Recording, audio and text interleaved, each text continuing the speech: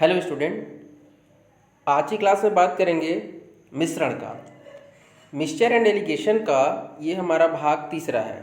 जैसे कि आप सबको पता है, जो लोग कंटिन्यू मेरे 2 लेक्चर देख चुके हैं उसमें हम लोगों ने लगभग 20 से 25 क्वेश्चन अभी तक कर लिया है। आज की क्लास में बात करेंगे हम लोग आय व्यय से संबंधित और डायरेक्ट मिश्रण से संबंधित कि दूध में पानी मिला दिया जाता है या पानी में दूध मिलाया जाता है कुछ अनुपात में, तो उस प्रकार के प्रश्न को कैसे हल करते हैं ये देखेंगे। ठीक है, तो चलिए स्टार्ट करते हैं आज की क्लास।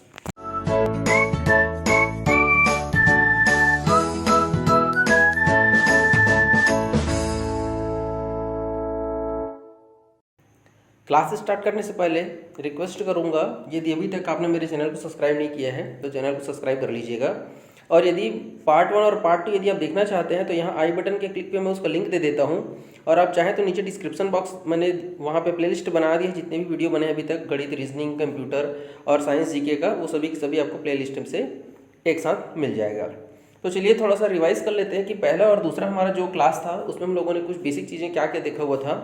तो देखिए, जो सबसे जरूरी चीज़ होता है मिश्रण में, वो दो वस्तु के बीच हम लोग कैसे औसत निकालते हैं। कहने का तात्पर्य है कि मिश्रण दो चीज़ों से मिलकर ही बनता है, कम से कम दो चीज़ होनी चाहिए, एक सस्ती वस्तु और एक महंगी वस्तु, और दोनों से मिलते फिर उसका औसत हम लोग क्या करते हैं, औसत मूल्य बनाते हैं।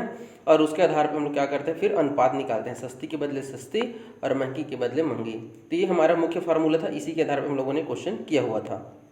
अब बात कर लेते हैं, यदि क्वेश्चन में सस्ती और महंगी नहीं दिया रहता है तो क्या दिया रहता है। तो कभी कभी क्या पूछ देता है कि मान लीजिए कोई दुकानदार है, वो दो अलग अलग क्रय मूल्य का वस्तु खरीदते हैं। मान लीजिए एक चावल खरीदा, उसका क्रय मूल्य दिया रहेगा, एक दूसरा वस्तु खरीदा, वो भी एक चावल है जो उसका दूसरा क्रय मूल्य था। मान लीजिए ये 30 रुपये किलो वाला खरीदा, 40 रुपये किलो वाला खरीदा, और दोनों को मिला के एक नया क्रय मूल्य का निर्माण कर दिया। तो उसको पूछेगा कि आपको वो किस अनुपात में मिलाया होगा। तो इस प्रकार से भी क्वेश्चन बनता है। कहने का मतलब ये है कि एक वस्तु, ये दूसरी वस्तु, इन दोनों वस्तु से मिलके हम लोग क्या बनाते हैं, हम लोग एक मिश्रण बनाते हैं। और वो जो मिश्रण का जो हमारा मात्रा होता है वो पूरा निर्भर करता है दोनों प्रकार की वस्तु के मात्रा के ऊपर। यदि मूल्य दिया है तो मूल्य मूल्य मूल्य रहेगा, क्रय मूल्य दिया हुआ है तो क्रय मूल्य और क्रय मूल्य ही रहेगा, और यहाँ पे उसी का अनुपात ज्ञात होता है। क्लियर है क्या। इसी प्रकार से क्वेश्चन में जब भी दिया रहेगा विक्रय मूल्य, तो तीनों का विक्रय मूल्य ही पता होना चाहिए।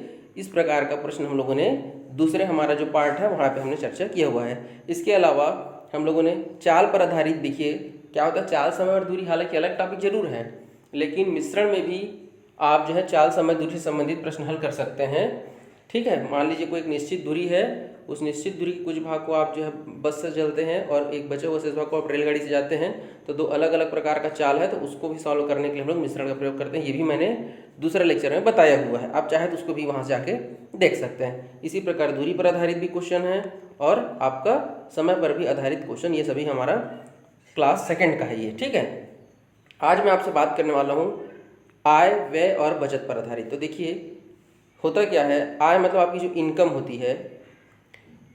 कैसे, देखिए आय है, एक है आपका खर्च जिसको हम लोग क्या कहते हैं, व्यय कहते हैं, और एक होता है हमारा बचत।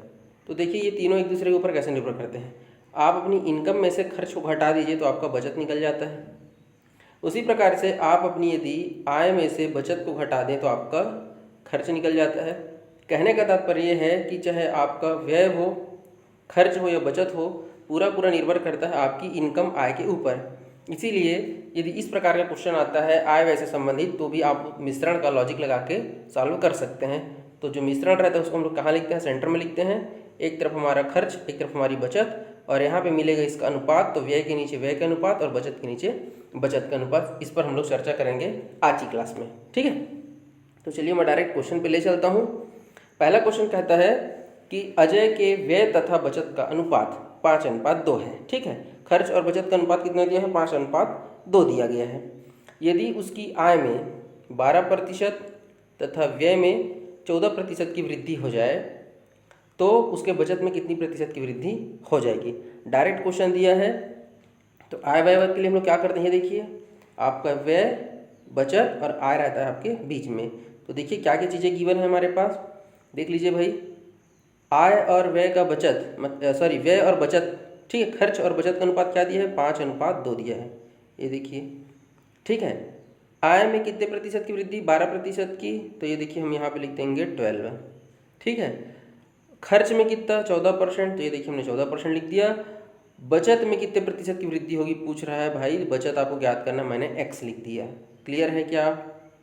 सब कुछ दिया हुआ था, बस आपको क्या करना है, वहाँ से घटाने का काम बस करना है। तो ये देखिए भाई, यदि मैं देखिए नियम क्या है सबको पता है मिश्रण का, कि जो हमारा मिश्रण होता है वो एक से कम और एक से ज़्यादा होता है। मतलब यहाँ पे देखिए 12 जो है वो व्यय से हमारा क्या है, कम है। मतलब जो बचत आएगा उससे ज़्यादा होगा। कहने मतलब है जो बचत आने वाला है वो हमारा 12 से कम आने वाला है। तो देख लीजिए भाई, अगर आप इस तरफ से देखें जो दिया गया है उसको हम लोग कैसे घटाते हैं, ऐसे तिरछा घटाते हैं ना जैसे। तो 14 में से 12 गया, तो 14 में से 12 गया आपका 2 आ गया, मतलब ये अनुपात एकदम सही है। तो यहाँ पे 5 कैसे आएगा, तो भाई 12 में से मैं क्या घटाऊँ कि 5 आ जाए, 12 में से क्या घटाऊँ कि 5 आ जाए। ये देखिए इस प्रकार से मैंने इसको लिख दिया है। आपका 14% दिया है आपका व्यय, आपको बचत याद करना है, आय 12% दिया है और दोनों का अनुपात 5:2 दिया है। ठीक है, तो हम लोग कैसे करते हैं, ऐसे घटाते हैं, तिरछा घटाते हैं। तो 14 में से 12 गया आपका 2 आ जाएगा, मतलब ये एग्जैक्ट 2 ही रहेगा। अब दूसरे तरफ से सोचिए क्या होता है कि ये जो हमारा बीच वाला जो रहता है ना, जिसको हम लोग मिश्रण कहते हैं, वो एक से कम और एक से ज़्यादा रहता है। उस प्रकार से हमने समझ गए कि ये जो वैल्यू आने वाला है वो 12 से कम आने वाला है। किससे कम, 12 से कम आएगा।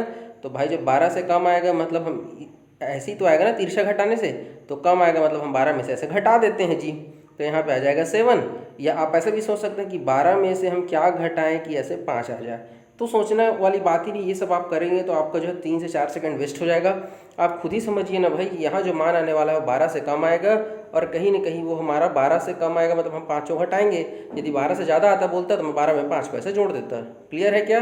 बट मुझे कैसे पता चला कि 12 से कम आएगा, कैसे? तो भाई मेरे यहाँ जो मिश्रण रहता है ना, तो जो मिश्रण का जो मान होता है वो हमारा दो वस्तुओं से मिलकर बना रहता है। ये पहली वस्तु, ये दूसरी वस्तु।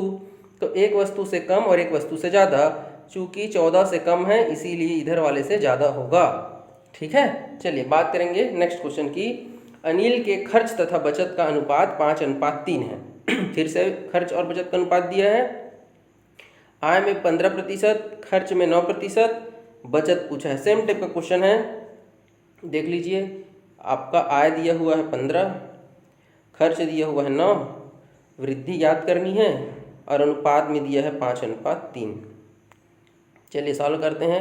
जो दिया उसको पहले हम घटाते हैं। तो देखो 15 में से 9 गया, इधर क्या आएगा, 6 आएगा। जबकि नियमता कितना दिया गया है जी, 3। तो 3 को 6 बनाने के लिए मैं क्या करूँगा, 2 से गुणा कर देता हूँ, तभी तो 3 दूना 6 आएगा। तभी तो यहाँ पे एग्जैक्ट आंसर हमारा क्या दिख रहा है, यहाँ पे 6 आना चाहिए बोला है ना जी। ये देखो मुझे इसको 6 बनाने के लिए मैंने 2 गुना कर दिया, तो इधर भी आप 2 गुना करिए, तो 5 दूना इधर क्या हो जाएगा, 10 आ जाएगा। अब देखिए दूसरा चीज़ सोचिए, ये तो हो गया आपका काम। यहाँ पे जो मान दिया गया है 15, वो इस तरफ जो वैल्यू दिया गया है उससे बड़ा है ना जी। मतलब इधर जो वैल्यू आएगा वो 15 से बड़ा होना चाहिए। एक से छोटा एक से बड़ा, भैया इधर वाला लेफ्ट वाला तो 15 से छोटा है, तो राइट वाला 15 से बड़ा होगा। और जब 15 से बड़ा होगा मेरे भाई, तो 15 5 20, इसको इसमें जोड़ दो तो ये जाएगा इसका आंसर 20। ठीक है क्या? सॉरी 15 10 25 हो जाएगा, क्योंकि इसको हम लोगों ने 10 कर दिया था ना, तो 15 10 ही हो जाएगा हमारा 25। ये देखिए मैंने यहाँ पे लिख दिया है, आय बचत और आपका व्यय बचत। ये देखिए क्वेश्चन में क्या क्या दिया हुआ था, आपका 9 दिया हुआ है खर्च, आपको बचत याद करना है, और ये दिया हुआ है 15 और ये दिया है 5:3। यहाँ पे समझने वाली बात क्या थी, 15 में से 9 जाएगा मेरे भाई 6 आएगा, जबकि क्वेश्चन में दिया गया है 5:3। तो 3 को 6 बनाने के लिए मैंने 2 से गुणा किया, तो इस तरफ भी मुझे 2 से गुणा करना पड़ेगा, तो ये हो जाएगा आपका 10। ठीक है क्या? इधर आपका 6, इधर आपका 10। क्लियर है क्या? तो इस प्रकार से मेरे पास मिल गया यहाँ पे 10। अब जो x की जो मान आने वाली है ना, x की जो वैल्यू की हमको जो ज्ञात करनी है, आप खुद ही सोचिए। एक मान 15 से छोटा है तो दूसरा वाला अवयस है 15 से बड़ा होगा। तो जब 15 से बड़ा होगा तो ये देखो ऐसे जब तिरछा करेंगे तो 15 10 हो जाएगा मेरे भाई ये 25। तो इस क्वेश्चन का आंसर आ जाएगा आपका 25। क्लियर है क्या? चलिए, या इसी दूसरे तरीके से कैसे सोचते कि किस में से हम 15 घटाएं कि 10 आ जाए। ऐसे ही हम लोग कहते हैं ना जी, बड़े में से छोटे घटाते हैं, तो ये बड़ा आने वाला है, तो x में से 15 घटाओगे तो आंसर क्या आएगा, 10 आएगा। तो देखो भाई अब इसको पक्षांतर कर लो, तो इस तरफ जब माइनस इधर जाएगा तो 10 मतलब हमारा क्या हो जाएगा 10 + 15 = 25। तो आप दोनों तरीके से सोच सकते हैं जैसा आपको उचित लगे, बट मेंटली कैलकुलेशन करेंगे तो थोड़ा सा आपका समय बच जाता है। बात करते हैं नेक्स्ट क्वेश्चन की। देखिए क्या कहता है, एक व्यक्ति के पास 1 लाख रुपए है था 1 लाख रुपए था, वह इसमें से कुछ धन को 9% वार्षिक दर पर तथा शेष धन को 10% साधारण दर से ब्याज पर देता है। देखिए भाई टोटल 1 लाख रुपए है आपके पास, उसको आप दो अलग अलग प्रकार से जो है क्या कर रहे हैं, ब्याज पे दे रहे हैं साधारण ब्याज में। एक को 9% में दे रहा है और दूसरे को क्या मतलब जो भी बच जाएगा, जो शेष राशि है 1 लाख में से कुछ अमाउंट को 9% में, और जो शेष बचे हुआ अमाउंट है उसको वो 10% के हिसाब से वो ब्याज पे दे रहा है। ब्याज कौन सा, साधारण ब्याज है नहीं। तो कुल राशि पर उसे कितना ब्याज मिल रहा है, देखिए कुल राशि पर उसे 94 रुपये ब्याज मिलता है। तो पूछ रहा है कि जो 10% वाला जिस व्यक्ति को दिया था उसको कितना रुपए उधार दिया था, या इसी में पूछ सकता था कि 9% वाला जिसको दिया है उसको कितने मतलब कितना रुपए दिया है, इसको कितने रुपए दिया है, इसको कितने रुपए दिया है। ठीक है क्या, तो चलिए क्वेश्चन में देखते हैं। फिर से कॉमन चीज़ें दिख रही है, दो अलग अलग प्रकार है, एक को 9% एक को 10%। तो हम क्या करते हैं, जो हमारा मिश्रण का नियम है भाई हम उसी तरीके से इसको सॉल्व करते हैं। तो चलिए सबसे पहले इसमें हम क्या करते हैं, हमारे पास एक तो 9% का दिया हुआ है, ठीक है, एक 10% का दिया वो भी ठीक है, लेकिन यहाँ पे मिश्रण क्या होता है हमारा, कुल पे होता है ना, दोनों को मिश्रण मतलब मिला के जी।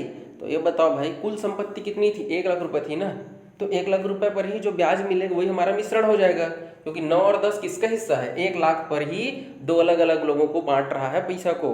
तो हम क्या करते हैं, हमारे पास जो है मिश्रण का प्रतिशत निकालने के लिए देखना पड़ेगा कि कुल अमाउंट पे 1 लाख रुपए पर उसको जो 9400 रुपये मिल रहा है वो किस प्रतिशत की दर से मिल रहा है। तो 1 लाख पर 9400 रुपये मिल रहा है, मतलब डायरेक्ट पता चल जाएगा आपको कि 9.4 दिख रहा है, यहीं से दिख रहा है।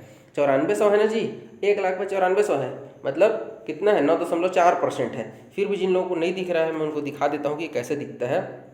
ये देखो भाई साधारण ब्याज सबको पता है, मूलधन गुणित दर गुणित समय बटा 100, ये तो साधारण ब्याज का नियम है। ये लिखो, हमने ब्याज ऐसे लिख दिया। तो मूलधन कितना है मेरे भाई, 1 लाख रुपए है, दर मुझे याद करनी है, 1 वर्ष के लिए कहा है, ठीक है, तो मैंने 1 लिख दिया बट्टे में 100। तो ये देखिए यहाँ से 2 जीरो 2 जीरो कटेगा ऐसे, और बगल से भी 2 जीरो 2 जीरो कटेगा, तो इधर बचेगा सिर्फ 10, r बराबर 94। तो ये जब 10 इधर पक्षांतर होकर जब नीचे जाएगा मेरे भाई, तो ये देखो दशमलव आ जाएगा, तो 9.4। ये आपको डायरेक्ट दिखना चाहिए, 9400 है भाई, 1 लाख का 9400 मतलब 9.4%। ये क्लियर हो गया क्या, ये देखिए मैंने अच्छे से लिख दिया है, इसको आप नोट करना चाहें तो नोट कर सकते हैं। मतलब कुल पे कितना मिला, 9.4। अब हमारा काम हो गया खत्म। ये देखो एक बंदे को 9% में दिया है, दूसरे बंदे को 10% में दिया है, और ओवरऑल कितना परसेंट मिला उसको, 9.4। बस क्या करना है, तिर्यक कैसे घटा देना है। तो 10 में से 9.4 गया 0.6, और 9.4 में से 9 गया 0.4। इसको काटते कैसे मैंने आपको सिखाया है, दशमलव से दशमलव कट जाएगा, 2 दूनी 4 2 तिया 6, कुल मिला के 3:2 आएगा। लेकिन क्वेश्चन में किस अनुपात में दिया है पूछा रहता तो मेरा काम यहीं पे खत्म हो जाता। मतलब एक बंदे को कुल का 3% दिया है, 9% वाले को 3 हिस्सा दिया है, और 10% वाले को 2 हिस्सा दिया है। ये हो जाता हमारा पहला क्वेश्चन। लेकिन क्वेश्चन ने पूछा है कि जो 10% वाला जिस लड़के को दिया है या जिस बंदे को दिया है उसको कितना हज़ार दिया है, 1 लाख का कितना रुपया दिया है। तो मैं क्या करूँगा, मेरे पास क्या आ गया, अनुपात आ गया 3:2, मतलब कुल मिला के 5 हिस्सा है। 1 लाख को 2 भाग में बांटा है, एक को 3 भाग दिया है, दूसरे को 2 भाग दिया है, और 5 के बराबर कितना लाख था, 1 लाख था ना आपका। अब 1 लाख को आप क्या कर दीजिए, काट दीजिए, तो 1 का मान क्या हो जाएगा आपका, 20,000 हो जाएगा। 5 का मान 1 लाख, तो 1 का मान आ गया 2,000। बस मेरा काम खत्म हो गया। तो ये देखो भाई इस बंदे को देगा 20 तिया 60,000, और इस बंदे को देगा कितना, 20 दूनी 40,000। मतलब क्वेश्चन पूछा था 10% वाला, तो 10% वाले को मिलेगा, ये देखना भाई 2 हिस्सा मिले हैं ना जी, एक हिस्सा का मान भी 2,000 है, ठीक है, 2,000 है क्या, नहीं भाई ये 20,000 होगा, ये 1 जीरो और बढ़ेगा, ठीक है, क्योंकि देखो 5 दूना 10 आप पैसे काटोगे तो 20,000 नहीं आएगा जी, बिल्कुल। तो 20 तिया 60,000 मिलेगा पहला बंदा को जिसको 9% में दिया है, और दूसरा बंदा को 10% में दिया है उसको देगा आपका 40,000। क्लियर है क्या, बन जाएगा, चलिए ठीक। नेक्स्ट देखते हैं, एक दुकानदार के पास 50 किलो चावल है, उसमें से वह कुछ भाग 14% लाभ पर और शेष भाग को 6% हानि पर ठीक है। ये लाभ हानि पर आधारित क्वेश्चन है, ये भी मिश्रण से ही बनेगा। देखिए हमने जितने भी हमारा जो मेजर टॉपिक रहता है, चाल, समय, दूरी, लाभ हानि, प्रतिशत, सब कुछ मिश्रण के कॉन्सेप्ट से कैसे बन रहा है। 50 किलो टोटल चावल था, उसमें से 50 किलो में से जो है कुछ भाग को 14% के लाभ पर बेच रहा है, और जबकि जो बच जाता है उसको वो 6% का हानि में बेच रहा है। भाई लाभ मतलब आपको फ़ायदा हो रहा है मतलब पॉजिटिव, और हानि हो रहा है मतलब आपको निगेटिव। ऐसे प्लस माइनस के यहाँ पे खेल होगा, ध्यान से देखिए। और पूरे पूरे के पूरे मतलब 50 किलो के पीछे उसको 4% की हानि हो रही है। मतलब यहाँ पे देखिए आपको पहले भाग का भी मान दे दिया है 14%, दूसरे भाग का भी मान दे दिया है हानि, इसलिए मैंने -6% लिखा, और कुल पर कह दिया है मतलब मिश्रण का भी मान दे दिया है -4%। तो आपसे पूछ रहा है कि 50 किलो में देखो 14% वाला पहला है और 6% वाला हमारा दूसरा जी। तो पूछ रहा है भाई कि लाभ में कितना किलो को बेचा है और हानि में कितना किलो को बेचा है वो, ठीक है क्या। तो चलिए बना लेते हैं। ये देखिए हमने से लिख दिया है, यहाँ पे स्पेशल नोट करके लिख लीजिए भाई कि जब भी लाभ हानि का प्रश्न रहेगा तो हानि को हमेशा माइनस के साथ लिखना पड़ेगा, ठीक है क्या। तो चलिए हानि को हम क्या करते हैं, अब घटाना शुरू करिए। चलिए ऐसे घटाइए, तो बड़े में से छोटा घटेगा ना, तो कैसे घटाओगे, बड़ा ये है माइनस का चिन्ह लगाओगे और -4 है, क्योंकि देखो ये 4 हानि इसलिए माइनस है। तो सबको पता है कि माइनस और माइनस का जब गुना होता है तो क्या हो जाता है, प्लस हो जाता है। मतलब 14 + 4 हो जाएगा, इस प्रकार से ये 18 हो जाएगा। इसलिए देखिए मैंने यहाँ पे 18 लिखा हुआ है, क्लियर है क्या।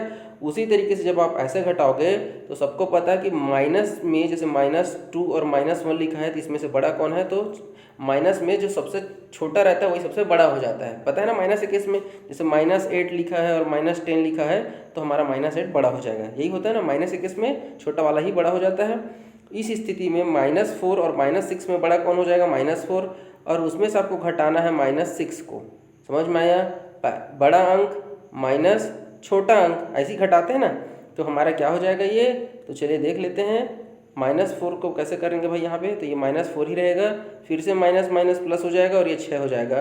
तो देखो 6 में से 4 गया 2, और बड़े संख्या में प्लस का चिन्ह है तो +2। इस प्रकार से यहाँ पे आ जाएगा 2:18। काट दीजिए, 2 एकम 2, 2 × 18, मतलब 1:9 यहाँ पे आया। लेकिन क्वेश्चन में यदि अनुपात पूछा रहता ना तो यहीं पे आंसर खत्म हो जाता, लेकिन पूछ रहा है कि लाभ में कितना किलो बेचा और हानि में कितना किलो बेचा। इसी में पूछ देता 14% वाला लाभ कितना किलो बेचा या 6% हानि में कितना किलो बेचा, कुछ भी क्वेश्चन पूछ सकता है, मैंने दोनों पूछ दिया है। तो देखिए कुल अनुपात कितना हो जाएगा आपका, 9 और 1 10, और 10 के बदले में है 50 किलो, क्योंकि ये अनुपात है ना भाई, एग्जैक्ट थोड़ी ना है। तो ये देखिए 10 = 50 तो 1 = 5, मतलब एक हिस्से का मान है 5। तो भाई ये देखो 14% वाला सिर्फ एक भाग बेचा है, मतलब लाभ में सिर्फ 5 किलो बेचा है, और 9 भाग बेचा है हानि में, मतलब 9 × 5 = 45, मतलब 45 किलो वो हानि में बेचा है। तो क्वेश्चन जो भी पूछेगा आप अपने हिसाब से वहाँ पे आंसर सेलेक्ट कर लीजिएगा, क्लियर है क्या। बात करेंगे नेक्स्ट क्वेश्चन की। एक विक्रेता 2 ऋणदाताओं से, अब देखो पिछले बार हम लोगों ने 1 लाख रुपए के 2 अलग अलग लोगों को उधारी दिया था, इस बार अब हम उधारी ले रहे हैं तो 2500 रुपये उधारी लेता है। मान लीजिए आप 25 रुपये उधारी ले रहे हैं, एक बंदे से 12% प्रति वर्ष के हिसाब से ले रहे हो आप, और दूसरे बंदे से 14% के हिसाब से ले रहे हो। और जब आप ब्याज देते हो 1 साल के बाद तो आपको 326 रुपये देना पड़ता है। कितने रुपये, 326 रुपये। तो आप ये बताइए कि पहले वाले बंदे से कितने रुपए लिए थे, या ये कहिए कि 12% के भाव में आपने कितने रुपए लिया था, या दूसरे बंदे से 14% के भाव में आपने कितने रुपए लिया था। क्वेश्चन क्लियर हो गया ना।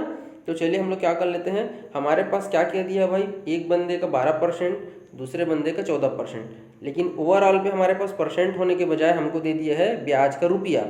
2500 रुपये पे हमको 326 रुपये ब्याज मिल रहा है बोल रहा है।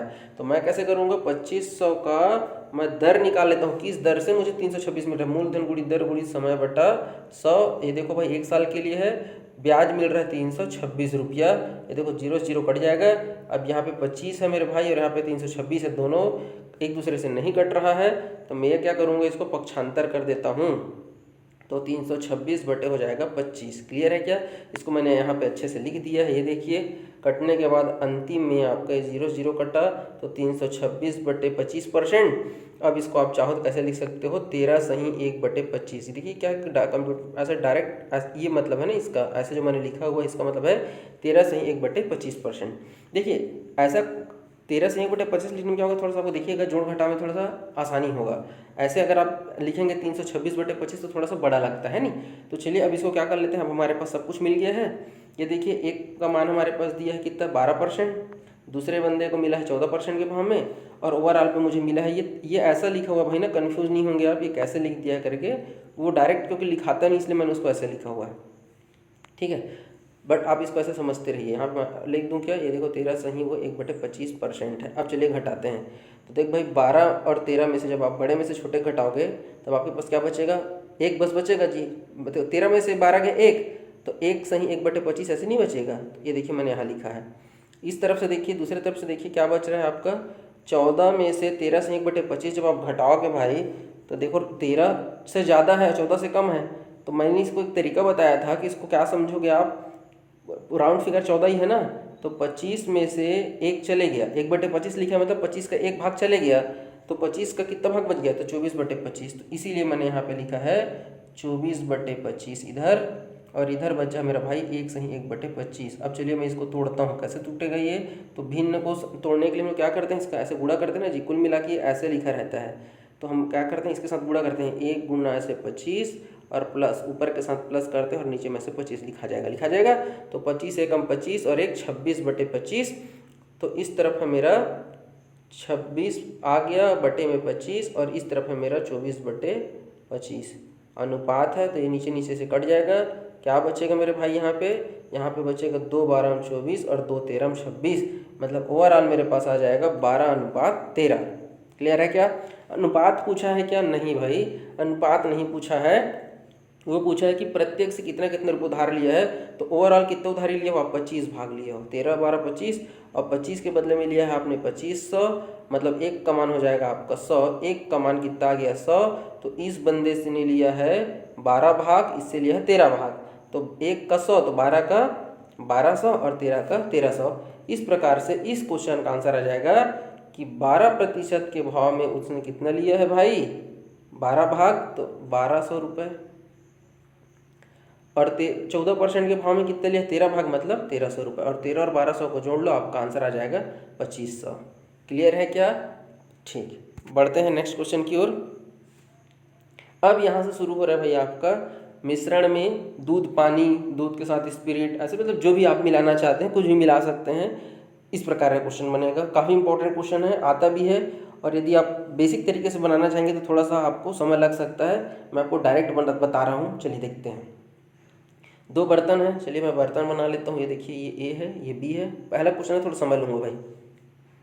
इसमें भी आपका मिल्क और वाटर है, दूध और पानी, इसमें भी आपका मिल्क और वाटर है, ठीक है। इसमें आपका 4:3 के रूप में रखा हुआ है, इसमें आपका 2:3 के रूप में रखा हुआ है। क्वेश्चन को के साथ साथ हम लोग फ्लो में पढ़ रहे हैं। अब इसको कहता है कि तीसरे बर्तन में मिला दो। देखो तीसरा बर्तन होगा सी, इसमें भी भाई चूँकि मिल्क और वाटर का है तो मिल्क और वाटर ही आएगा। तो ये दोनों को आप इसमें से मिला दो। तो पूछता है कि अब यहाँ पे मिल्क और वाटर किस अनुपात में हैं, सॉरी क्वेश्चन कह दिया है कि मिल्क और वाटर को ऐसे मिलाओ कि दूध और पानी का अनुपात 1:1 हो जाए। भाई हम माफ़ करिएगा, क्वेश्चन क्या लिखा हुआ है कि जब आप पहले का जितना भी दूध और पानी है उसको दूसरे में का जितना दूध और पानी उसको अगर आप बर्तन सी में मिला दो, तो जब दोनों को मिलाने पर जो नया मिश्रण बनेगा उसमें दूध और पानी का अनुपात 1:1 हो जाए। ठीक है क्या। चलिए अब इस क्वेश्चन को कैसे डील करते हैं। तो चलिए जो चीज़ दिया गया मैं उसको पहले एक बार लिख लेता हूँ। दूध और पानी का अनुपात ए में कितना दिया है, 4:3।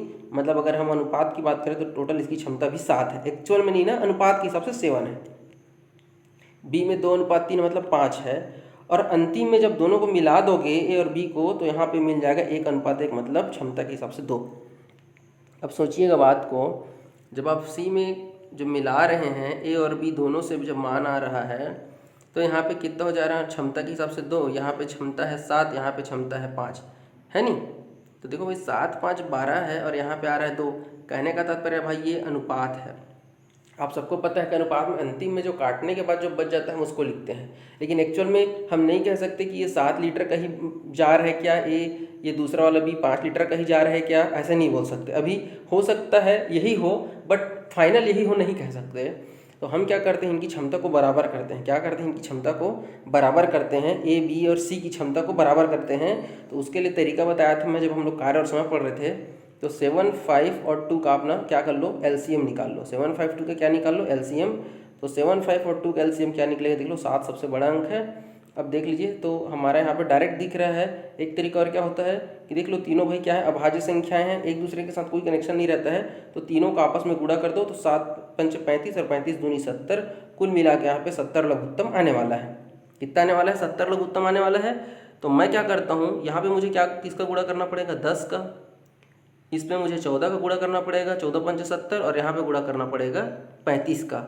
तभी तीनों का क्षमता बराबर होगा। क्षमता क्यों बराबर कर रहे हैं, क्योंकि जब तक मुझे ये नहीं पता चलेगा भाई उनकी क्षमता कितनी है, मैं नहीं बता सकता कि मैं किस अनुपात में मिलाऊं कि उनका अनुपात बराबर आ जाए। क्योंकि हो सकता है कि पहला 100 लीटर का हो, दूसरा 5 लीटर का हो, क्योंकि अनुपात दिया एग्जैक्ट कह देता कि ए में 5 लीटर है, 10 लीटर है, तब वो 5 लीटर ही होता ना, उससे कम ना ज़्यादा। बट भाई ये 4:3 को हम कैसे लिख सकते हैं, देखो अगर हम इसमें दोनों में पक्ष में 2-2 का गुणा करें तो यहाँ पे हमारा 8:6 भी हो सकता है। 3-3 का गुणा करोगे तो 12:9 भी हो सकता है, क्योंकि अनुपात है। तो कम से कम हम क्या करते हैं, लघुत्तम निकाल के उसको बराबर करने का कोशिश करेंगे। तो हम क्या किए हम लोगों ने, ये देखिए हम लोगों ने इसको क्या कर दिया, क्षमता को हम लघुत्तम बनाना चाह रहे हैं, मतलब क्षमता को बराबर करना चाह रहे हैं, माफ करिएगा। तो हमने इसको क्या कहा, लघुत्तम निकाला। 7, 5 और 2 का लघुत्तम आएगा 70। तो 7 में 10 से गुणा कर देता हूँ, 5 में 14 का गुणा कर देता हूँ और 2 में 35 से गुणा कर देता हूँ, जिससे मेरा 70 आ जाएगा। तो जब आप यहाँ क्षमता को बराबर कर रहे हैं तब आपको इसको अनुपात के साथ भी गुणा करना पड़ेगा। तो इस प्रकार से जब इसको गुणा करोगे तो 10 चौक 40 और 10 तिया 30 हो जाएगा। जब आप 14 का गुणा करोगे तो 14 दूनी 28 और 14 तिया 42 हो जाएगा। और जब 35 से गुणा करोगे तो दोनों में आ जाएगा 35:35। क्लियर है क्या? अब देख लीजिए, अब जब आप इसको काटोगे ना बाबू, तब भी आपको ओरिजिनल जो अनुपात दिया है वही आएगा। मतलब हमको अनुपात दिया रहता है तो हम उसको कम ज़्यादा कर सकते हैं, बट दोनों पक्षों में बराबर अंक का ही गुणा भाग करना रहता है। क्लियर है क्या? अब मेरे यहाँ पे काम खत्म हो चुका है। ये देखिए मेरे पास ये एक एक्चुअल स्थिति पता चल गई है कि दूध देखो पहले वाले में 40 लीटर है और पानी 35 लीटर है, इसमें आपका 28 और 42 लीटर है, और सी में देखो 35:35 मतलब 1:1 आपका आ जाएगा। क्लियर है क्या? तो चलिए अब हमको क्या कर लेना है, किसी भी एक चीज़ को लेके आप जो है सॉल्व कर लीजिए, आपका आंसर आ जाएगा। हमसे क्वेश्चन में क्या पूछा था, किस अनुपात में मिलाया जाए, बोला था ना भाई, किस अनुपात में दूध और पानी को मिलाया जाए। तो चलिए हम दोनों को सॉल्व करके देख लेते हैं। सपोज करिए आप दूध को लेके चलते हैं, इसको लेके चलते हैं। पहले में कितना दूध है, 40 लीटर, दूसरा में 28 लीटर, और मिश्रण में कितना लीटर है, क्योंकि सी में मिश्रण ही तो बनेगा ना, तो मिश्रण में आपका 35 लीटर। तो ये देखिए हमने लिख दिया है। तो 40 में से 35 गया तो आपका आ जाएगा 5 इधर इस तरफ से, और इस तरफ से आप घटाओगे 28 में से 35 तो हमारा आ जाएगा 7। ऐसे तीरे गुण हम लोग ऐसे तिरछा घटाते हैं ना जी। तो इस प्रकार से देखिए क्या आंसर आया, 7:5। मतलब आप पहले वाले बर्तन में से 7 और दूसरे वाले बर्तन में से 5 के अनुपात में निकालिए और सी में डाल दीजिए, तो आपका दूध और पानी का अनुपात क्या हो जाएगा, 1:1। क्लियर है क्या? उसी प्रकार से यदि आप पानी को लेकर चलते हैं, ये देखिए आप इसको बनाइए। पहले बर्तन में कितना पानी है, 30, दूसरे बर्तन में कितना पानी है, 42, और आपका मिश्रण में कितना पानी है, 35। तो घटाइए, 35 में से 30 गया 5 और 42 में से 35 गया, आपका आ जाएगा 7। इस प्रकार से आंसर आ जाएगा 7:5। मैं आपसे रिक्वेस्ट करूँगा कि आप एग्ज़ाम में चेक मत करिएगा कि आंसर सही गलत है, आप किसी एक को पकड़िएगा और आगे बढ़ जाइएगा, आपका आंसर सही आ जाएगा। ठीक है क्या? एक आध और क्वेश्चन करते हैं ताकि आपको बिल्कुल दिमाग में ये छप जाए। बात करते हैं नेक्स्ट क्वेश्चन की। तो ये देखिए नेक्स्ट क्वेश्चन क्या है हमारा, 2 बर्तन हैं ए और बी, दूध और पानी का यहाँ पे भी मिश्रण है। पहले वाले में 5:2 है, तो चलिए लिखते चलते हैं। दूध और पानी का मिश्रण पहले वाले बर्तन में 5:2, तो 5:2 मतलब उसकी क्षमता अभी वर्तमान में 7 है। दूसरा बर्तन है बी, जिसमें अनुपात क्या दिया है, 7:6, तो 7 और 6 का क्या हो जाएगा, 13। अब दोनों को किस अनुपात में बर्तन सी में मिलाएं कि नए मिश्रण में दूध और पानी का अनुपात 8:5 हो जाए। मतलब हमने तीसरे बर्तन का भी क्षमता यहाँ से पता चल जाएगा, 8:5 मतलब 13। यहाँ तक क्लियर है क्या? बट ये हमारा जो क्षमता निकल के आता है वो हमारा एग्जैक्ट नहीं होता है, वो हमारा अनुपात के रूप में है। तो मैं क्षमता को बराबर करने के लिए क्या करता हूँ, लघुत्तम निकालता हूँ तो 7, 13 और 13 का लघुत्तम निकालोगे तो भाई ये तो 13 ही है। तो 13 और 7 देख लीजिए अभाज्य संख्या, मतलब आपस में गुणा कर दो, 13 में 7 का, 7 में 13 का, है नहीं। तो ये देखिए हम क्या करते हैं, गुणा कर देते हैं, 7 में 13 का गुणा कर देते हैं और 13 में 7 का गुणा कर देते हैं। ठीक है क्या? तो चलिए देख लेते हैं क्या आता है फिर हमारे पास।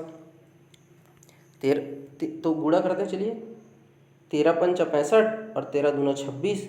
वैसे ही जब 7 गुणा करोगे तो 7 सत्ते 49, 7 छक्के 42 और इधर 7 अट्ठे 56 और 7 पंचे 35। तो ये देखिए मैंने यहाँ पे लिख दिया है। इस प्रकार से अब आपका ओरिजिनल पता चल गया कि एग्जैक्ट में पहले वाले में 65 लीटर दूध है और एग्जैक्ट में पहले वाले बर्तन में 26 लीटर पानी है। ये ओरिजिनल है भाई ना, ये आपका ओरिजिनल है, ये आपका अनुपात था। अब यहाँ से पता चल गया कि ओरिजिनल में उसमें कितना था। क्लियर है क्या? जैसे कि हम लोगों ने कार्य समय में बताया था ना जी, पूरा काम निकालना रहता था, लघुत्तम निकालते थे ना, सेम वही कॉन्सेप्ट यहाँ पे भी है। अब हमको पता चलिए कि इतनी ही मात्रा में दूध और पानी है।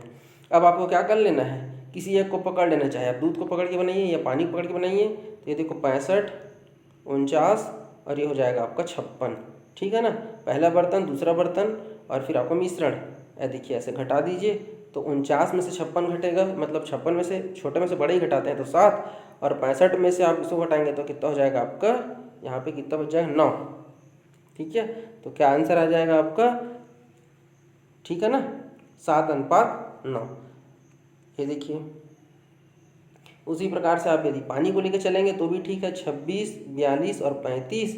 ये देखिए भाई 42 में से 35 किया आपका 7 आएगा और 35 में से 26 को घटाओगे तो आपका 9 आएगा। तो 7:9 इस क्वेश्चन का आपका आंसर आ जाएगा। क्लियर है क्या? बात कर लेते हैं नेक्स्ट क्वेश्चन की। 2 बर्तन हैं ए और बी, दूध और पानी का मिश्रण दिया है 8:5। ठीक है, तो चलिए इसको लिखते चलें क्या? चलिए तो लिख लेते हैं, 8:5 दिया हुआ है। दूसरा बर्तन दिया है जो बी, जिसमें दूध और पानी का अनुपात दिया है 5:7। तो 5 और 2, तो यहाँ पे भी वर्तमान में फिलहाल क्षमता कितनी है हमारी, 7 है। ठीक है, अब यहाँ पे देखिए, तब वो दोनों घोल परस्पर किस अनुपात में सी में मिलाया जाए।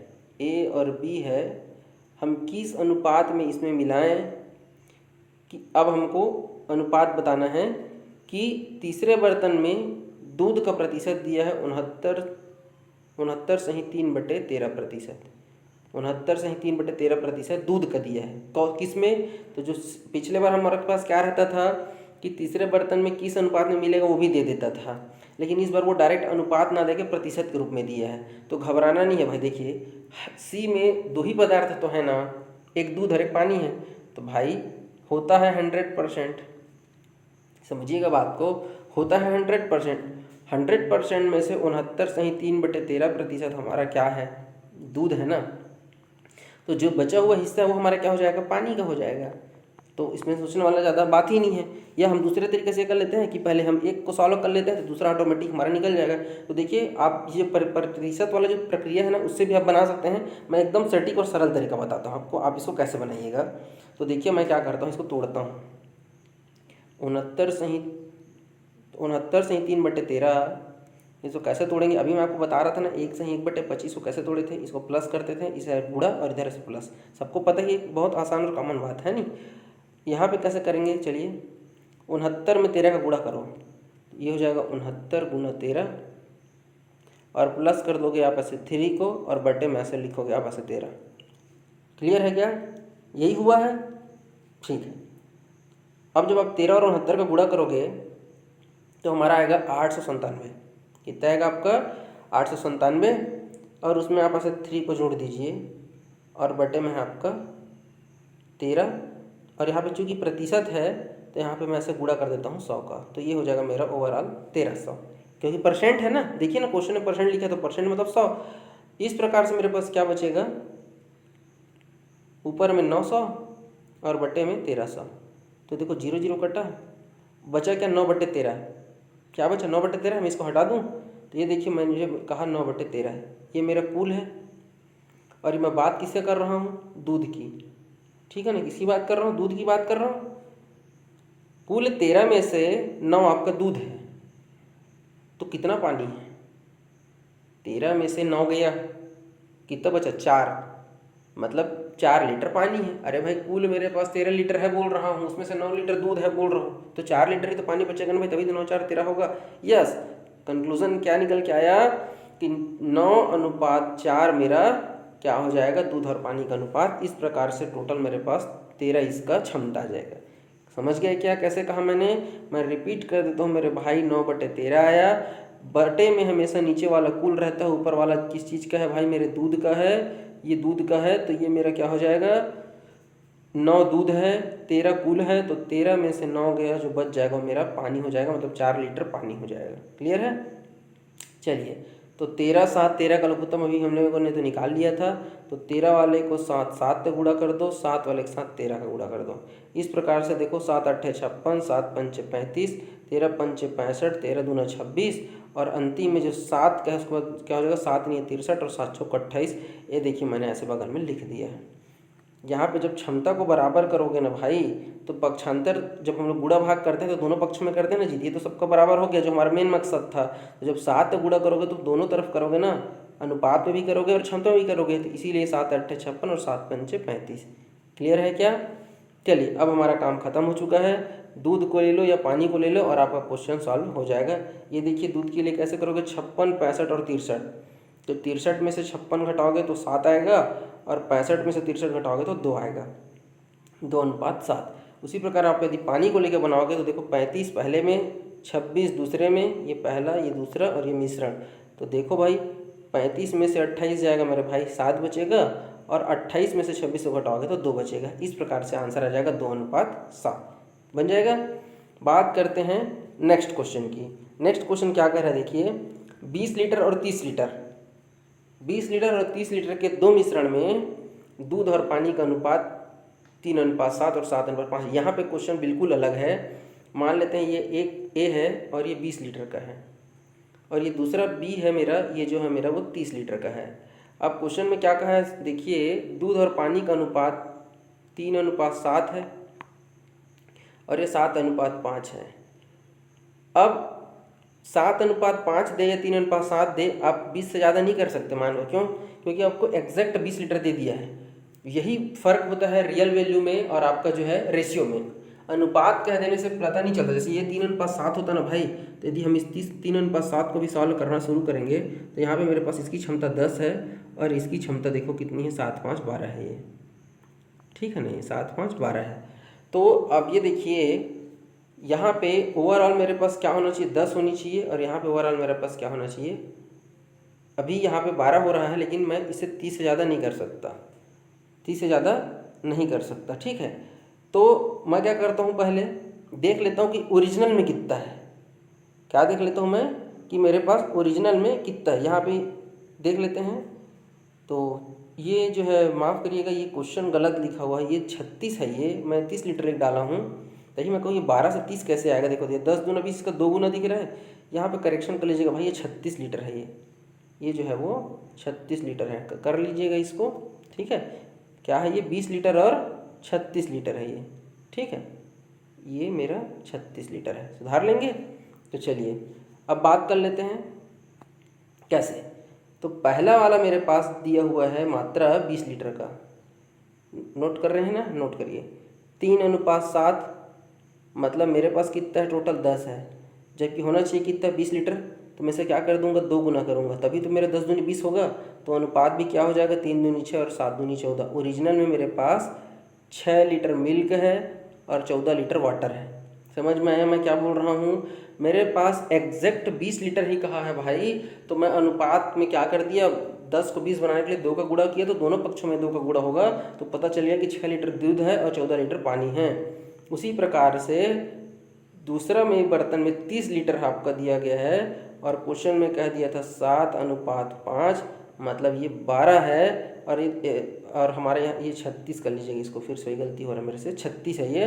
तो ये देखिए 12 को 36 बनाने के लिए मैं 3 का गुणा करूँगा, तो ये 7 या 21 हो जाएगा मेरे भाई, और ये 5 या 15 हो जाएगा। इस प्रकार से दूसरे वाले बर्तन में मेरे पास 21 लीटर का मेरे पास दूध है और 15 लीटर मेरे पास पानी है। क्वेश्चन में पूछ दिया था कि जब इन दोनों मिश्रणों को मिलाओगे तो फाइनल वाला जो एक मिश्रण बनेगा तो कितना बनेगा। तो देख लो भाई, इधर से मिलेगा 6 और इधर से मिलेगा मुझे 21। इधर देखो ना, यहाँ से मिलेगा 6 लीटर, यहाँ से मिलेगा 21 लीटर। तो 21 और 6 को मिलाकर कितना मिलेगा मुझे? 27 लीटर मुझे मिलेगा दूध। इधर है आपका 14 लीटर पानी, इधर है आपको 15 लीटर पानी। तो 15 और 14 को जोड़ोगे तो मिलेगा आपको 29 लीटर पानी। देखिए कुछ कटता तो मैं काट देता, नहीं कट रहा है तो मेरे पास 27:29 आ जाएगा। इसी में कह देता कि जो नया लीटर आएगा भाई, मतलब दोनों को मिलाने के बाद मिलेगा कितना? तो देख लो 20 और 36 हमको मिला था 56, और उसी प्रकार से 27 और 29 को करोगे तो भी 56 लीटर आ जाएगा। क्लियर है क्या? तो आप यहाँ पे ऐसा चेक भी कर सकते हैं। इसको 36 कर लीजिएगा भाई, प्रिंटिंग मिस्टेक है, माफ़ करिएगा। नेक्स्ट देख लेते हैं। एक प्रकार का द्रव है, कोई भी एक द्रव है जिसमें 25% दूध है, ठीक है। अब द्रव है या मिश्रण है भाई, तो जाहिर सी बात है दो चीज़ें तो होगी। तो एक प्रकार के द्रव में 25% इसमें दूध तो रखा ही हुआ है, कुछ ना कुछ यहाँ पे और है। उसी प्रकार दूसरे प्रकार का द्रव है, उसमें 30% दूध है, और यहाँ पे भी अवश्य कुछ ना कुछ एक और पदार्थ होगा दूध के साथ। हो सकता है शक्कर हो, चीनी हो, पानी हो, कुछ भी हो। एक बर्तन का 6 भाग पहले प्रकार के द्रव से भरा जाता है, ठीक है, तथा 4% भाग दूसरे। अब देखिए यहाँ पे एक तीसरा बर्तन है, यहाँ से 6% जो इस टोटल जो 6 भाग है उसको पहले वाले द्रव से भर रहा है, और जो बचा हुआ 4 भाग है, ऊपर का 4 भाग, नीचे का 6 भाग, तो 6 वाला भाग पहले बर्तन से और 4 वाला भाग दूसरे बर्तन से। कुल मिला के देखिए यहाँ पे बात वही हो रही है, दो अलग अलग मिश्रण है और दोनों को तीसरे बर्तन में डाला जा रहा है। तो तीसरे बर्तन में 6 भाग पहले वाले से और 4 भाग दूसरे वाले से, ठीक है क्या? तो बस हमारे पास सब कुछ तो है, हम यहाँ से शुरू करते हैं। 25% दिया हुआ है, ये देखिए यहाँ 25% दिया है और यहाँ पे 30% दिया है। और पहला वाला कितना भाग है? तो 6 और दूसरा वाला 4, तो अनुपात में हो जाएगा मेरा 6:4। मुझे क्या पूछ रहा है वो? नए मिश्रण में दूध का प्रतिशत, मतलब मुझे x का मान निकालना है जी। तो कैसे निकालेंगे भाई? देखिए, तो मैंने आपको इसके लिए 2 तरीका बताया हुआ है। कौन कौन सा? यदि आपको डायरेक्ट दिख नहीं रहा है तो आप जो कटता है उसको काट दीजिए और अनुपात को जोड़ दें वाला, याद आया? तो देख लीजिए, मैं उस तरीके से भी बता देता हूँ और डायरेक्ट सोच के भी बना सकते हैं आप। तो पहले डायरेक्ट देख लेते हैं। ये देखो 2 3 6 और ये 2 दूना 4, अनुपात का योग, अनुपात का योग, और इसको हम घटाते हैं। तो देख लो भाई क्या हो जाएगा, ये 5 अनुपात को जोड़े तो और इसको घटाएंगे तो 30 में से 25 गए भी 5 आ जाएगा। कुल मिला के 1 बराबर 1। कहने का मतलब है ये 2 और 3 ही रहेगा, ओरिजिनल मान यही आने वाला है, 2 और 3। हमारा काम खत्म हो चुका है। अब हम यहाँ पे क्या करेंगे? देखिए, ये जो मान आने वाला है ना x का, वो क्या हो पता है? 25 से बड़ा होने वाला है और 30 से छोटा होने वाला है। तो भाई मेरे, किसमें से 25 घटाऊँ कि 2 आए? समझिएगा बात को। और चूँकि 30 से बड़ा आने वाला है, मतलब यहाँ पे कैसे लिखोगे पता है? 25 माइनस, सॉरी, बड़ा आने वाला है ना, ये 1 से बड़ा होगा। तो मैं पहले x को लिखता हूँ, ये देखिए x minus 25 is equal to 2। किसमें से 25 घटाऊँ कि 2 आ जाए? तो देख लो भाई x का मान क्या आ जाएगा? 27 आ जाएगा। आ जाएगा ना? पक्षांतर हो जी। इधर देखो, ये 30, ये जो x है ना वो 30 से छोटा होने वाला है, इससे बड़ा प्लस कर दूं और इससे छोटा होने वाला है, क्योंकि 1 से बड़ा 1 से छोटा। 30 में से क्या घटाऊं कि 3 आए? तो भाई इसको इधर भेज दे, इसको इधर भेज दे, तो 30 में से 3 गया तो 27। तो कुल मिला के इस क्वेश्चन का आंसर क्या आ जाएगा मेरा? 27। क्लियर है क्या? चलिए बात करेंगे नेक्स्ट क्वेश्चन की। एक कक्षा में 65 विद्यार्थी हैं और उनके बीच 39 रुपये को इस प्रकार बांटना है कि प्रत्येक लड़के को 80 पैसा मिले और प्रत्येक लड़की को 30 पैसा मिले। टोटल 39 रुपये को 65 विद्यार्थियों के बीच बांटना है, लड़कों को 60 पैसा की दर से, लड़कियों को 30 पैसा की दर से। तो दोनों का पूछ रहा है कि एग्जैक्ट कितने लड़के थे और कितनी लड़कियां थी, टोटल 65 में से कितने लड़के और कितनी लड़कियां थी, ठीक है क्या? तो देखिए मेरे पास क्या क्या दिया हुआ, लड़का पैसे के रूप में दिया है, लड़की का पैसे के रूप में दिया हुआ है, बॉय है, गर्ल है। तो यहाँ पे यदि मुझे ये पता चल जाएगा कि मिश्रण जो है पैसे के रूप में हो जाए, तो मेरा काम आसान हो जाएगा। और मिश्रण कैसे निकलेगा, तो मिश्रण कैसे निकलेगा भाई, लड़का लड़की मिला के एक जो है कक्षा बनेगा, क्योंकि एक कक्षा में तो लड़का और लड़कियाँ दोनों है ना, मतलब कुल का निकालते हैं ना जी मिश्रण में जी। तो भाई मेरे पास टोटल कितना रुपया है, 39 रुपया। चूँकि प्रश्न में पैसे के रूप में पूछा है तो 39 रुपये को पैसे में बदलूंगा तो 3900 पैसा हो जाएगा। टोटल विद्यार्थी मेरे पास 65 है, तो मैं मिश्रण कैसे निकालूंगा, एक बच्चे के पीछे औसत कितना मिलेगा। औसत कैसे निकालते हैं, तो कुल बटे कुल, मतलब कितना रुपए है 3900 रुपये, और बटे में कर दो 65। तो 3900 को 65 से भाग दोगे तो एक बच्चे के पीछे औसत में 60 पैसा मिलना चाहिए था, बट लड़कों को 80 पैसे दिया जा रहा है और लड़कियों को 30 पैसा दिया जा रहा है। तो इसको फॉर्मेट में से जमा लेते हैं, लड़कों का 80 पैसा, लड़कियों का 30 पैसा, और जबकि औसत कितना मिलना चाहिए था 60 पैसा। घटा दो, 80 में से 60 गया 20 और 60 में से 30 गया 30, कुल मिला के 30:20 आया, 0 0 कट जाएगा। तो इस प्रकार से आंसर आएगा 3:2। लेकिन अनुपात नहीं पूछा है आपसे एग्जैक्ट कितनी लड़कियां और कितने लड़के थे, तो भाई मेरे अनुपात में आया है 3:2, मतलब 5 जो है टोटल भाग में बांट दिया गया है कितने विद्यार्थियों को, 65 विद्यार्थियों को। तो एक का मान आ जाएगा 13, 13 पंचा 65, मतलब देख लो एक का मान 13, तो लड़के कितने हैं 3 भाग हैं, तो 13 तिया 39 आपके हो जाएंगे बॉयज़ मतलब लड़के, और दो भाग लड़कियों का है, मतलब 13 दूनी 26 आपकी हो जाएंगी गर्ल्स। ठीक है क्या, तो 39 लड़के और 26 लड़कियां। ठीक है, चलिए बात करेंगे नेक्स्ट क्वेश्चन की। नेक्स्ट क्वेश्चन स्टार्ट करने से पहले मैं रिक्वेस्ट करूंगा, यदि अभी तक आप वीडियो को लाइक नहीं किए हैं तो एक बार लाइक जरूर कर दीजिएगा और कमेंट करके बताइएगा कि आपको कैसा लगा। ठीक है, चलिए दूध और पानी की मात्रा 120 लीटर है। देख लीजिए टोटल कोई एक मिश्रण है जो 120 लीटर का है, और वो मिश्रण किससे मिलकर बना है, दूध और पानी से कह रहा है।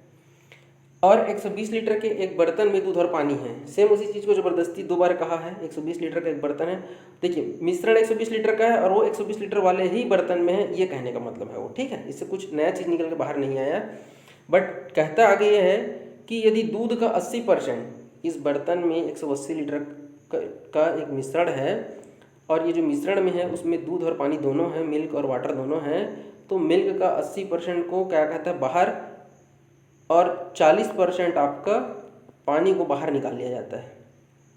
ठीक है, तो बर्तन में जो है 65% जो है खाली हो जाता है। बर्तन कितना परसेंट खाली हो जाता है आपका, 65% खाली हो जाता है। तो प्रारंभ में मतलब शुरुआत में जब 120 लीटर रहा होगा उस दौरान कितना दूध और कितना पानी का अनुपात था वो आपको बताना है। तो ये बताइए यहाँ पे मिश्रण किस चीज़ का बनेगा, दूध और पानी का, और बर्तन में जो 120 लीटर हो गया वो भी तो मिश्रण ही है ना भाई। तो दूध दिया है, पानी दिया है, और बर्तन मतलब दूध का खाली करना, पानी का खाली करना और बर्तन का खाली होना, सभी के सभी एक कॉमन बात को रिप्रेजेंट कर रहा है। तो चलिए मैं क्या करता हूँ, इसको लिख देता हूँ कि भाई 80% आपका दूध निकल जाता है, 40% आपका पानी निकल जाता है, तो बर्तन जो है वो 65% खाली हो जाता है, क्योंकि इनके बाहर निकलने से ही तो आपका बर्तन खाली हो रहा है ना भाई। ठीक है ना, दूध का प्रतिशत, पानी का प्रतिशत और ये आपका बर्तन का प्रतिशत, खाली होने का प्रतिशत है सभी। बस भाई मेरे घटा दीजिए तो क्या बच जाएगा आपका 40 में आपको 65 में से 40 गया तो यहाँ पे 25 अनुपात, और आपका 80 में से 65 गया ये हो जाएगा आपका 15, घटा लीजिए 5 पंचा 25 और ये हो जाएगा 5 तिया 15।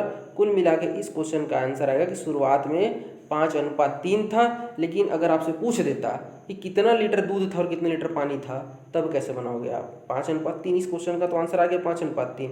तो चलिए इसी मैं बता देता हूँ, कुल मिला के 8 भाग, और 8 भाग में है आपका 120 लीटर, तो एक का तो 8 का पहाड़ा पढ़ दीजिए, 8 एकम 8, 8 पंचे 40, मतलब एक भाग का मान है कितना 15 लीटर। एक भाग का कितना मान है 15 लीटर, जबकि दूध और पानी का अनुपात क्या आया था 5:3 मिल्क वाटर, मतलब जो 180 लीटर जो टोटल था 120 लीटर टोटल में आपका देख लो भाई 15 पंचा 75 लीटर आपका क्या था मिल्क था, और 15 तिया 45 लीटर आपका वाटर था। तो अगर क्वेश्चन पूछता कितना मात्रा में था तो 75-45, चूँकि अनुपात पूछा तो 5:3। क्लियर है क्या? तो वीडियो देखने के लिए बहुत बहुत धन्यवाद। यदि कुछ भी अच्छा लगता है तो कमेंट करके बताइएगा, बेल आइकन दबा लीजिए ताकि हर आने वाला वीडियो का नोटिफिकेशन आप तक पहुंच जाए। सब्सक्राइब करना ना भूलें। वीडियो देखने के लिए फिर से मैं एक बार धन्यवाद कहूँगा। जय हिंद, जय भारत।